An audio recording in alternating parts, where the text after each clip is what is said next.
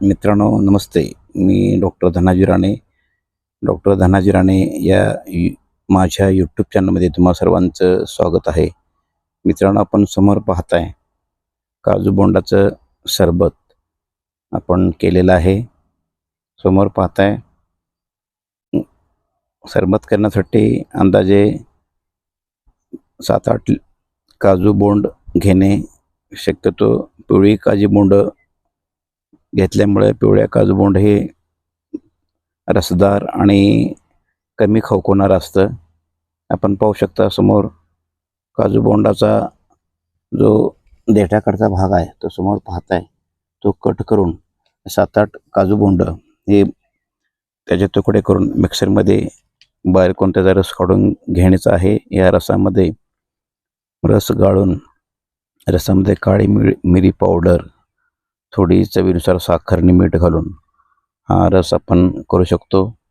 तर मित्रांनो, या काजू बोंडाच्या रसामध्ये 87.9% पाणी, 11% पिष्टमय पदार्थ, खूप मोठ्या प्रमाणात फायबर असतं. तसेच विटॅमिन सी 268 मिलीग्रॅम प्रति 100 ग्रॅम एवढं खूप मोठ्या प्रमाणात असतं. मित्रांनो, संत्र्यापेक्षा 6 पट जास्त विटॅमिन सी हे काजू बोंड फळामध्ये असतं.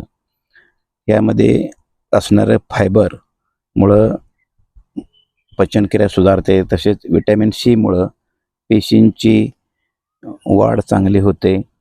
तसेच हृदयरोगासाठी ही फायदेशीर आहे. दमा किंवा अस्थमा कमी होतो. रोगप्रतिकारशक्ती वाढते. कर्करोगापासून ही रक्षा केली जाते. तसेच जखम भरण्याची उपयोगी आहे. तर मित्रांनो, हा अनेक फायदे असणारा आरोग्यदायी हा काजू बोंड फळाचा रस हे आपल्याला पिताना खूप यम्मी आणि टेस्टी लागतो. हे निसर्गतः मिळणारं नैसर्गिक काजू बोंडाचं सरबत खरोखरच इतर सरबतापेक्षा आपण हे नैसर्गिक सरबत घरच्या घरी करून पिणं आरोग्यासाठी खूप चांगलं आहे. मित्रांनो, इतर बाजारामध्ये मिळणारी कोल्ड्रिंक्स यामध्ये बऱ्याच वेळा कृत्रिम रंग किंवा इतर घटक घातले असतात. तसे या काजू बोंड फळामध्ये रसामध्ये आपण हे नॅचरली असल्यामुळं, हे आरोग्यदायी सरबत असल्यामुळं ह्या सरबताचा आस्वाद नक्की तुम्ही घ्या.